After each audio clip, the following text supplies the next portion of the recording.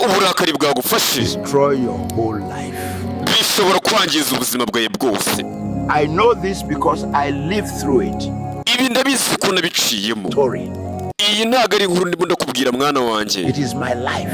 Ni ubuzima nabayemo. When I was young, nkiri mutoya, I had a very hot temper. nagiraga umujinya w'umurandura nzuzi. Wumva umusaza? The smallest thing could make me angry. narakazwaga n'ubusa ku buryo yankorega akantu gatoya nkumva nanakwica. And one day, umunsi umwe rero mwana wanjye, I lost control. nabuze kontrol, umujinya warandenze. A friend said something that wounded me deeply. inshuti yanjye yambwiye ikintu cyankomerekeje cyane. Instead of walking away, aho kugira ngo umuhunge nigendere, I fought back. nanjye naramusubije turahangana. With my words and with my hands. naramusubije nkoresheje amagambo ndetse n'ibiganza byanjye mwana wanjye. That one moment cost me so much. icyo gihe natakaje byinshi. Lost a friend who nabuze inshuti was like a brother to me.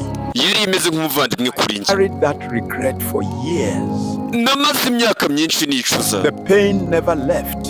buriya wa mwana we iyo ukomeretse cyangwa se iyo wababaye buribwe ntabwo bujye bugenda, It only grew. ahubwo burakura. My child, mwana wanjye, that is not strength. uburakari ntabwo ari imbaraga. The real strong person buriya iyo uhanganye n'umuntu urusha undi imbaraga, is the one who walks away.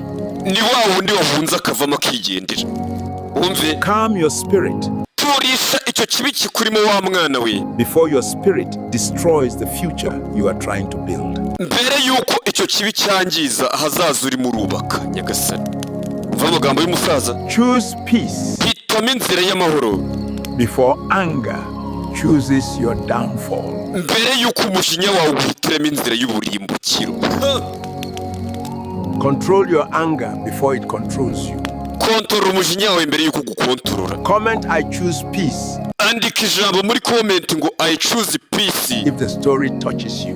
niba iyi nkuru igukoze ku mutima hari ikintu yikuyemo. ngewe ndi mungiri kurasha bashiri banyu kandi ariko ifurusha inshuti zo zibone bayi.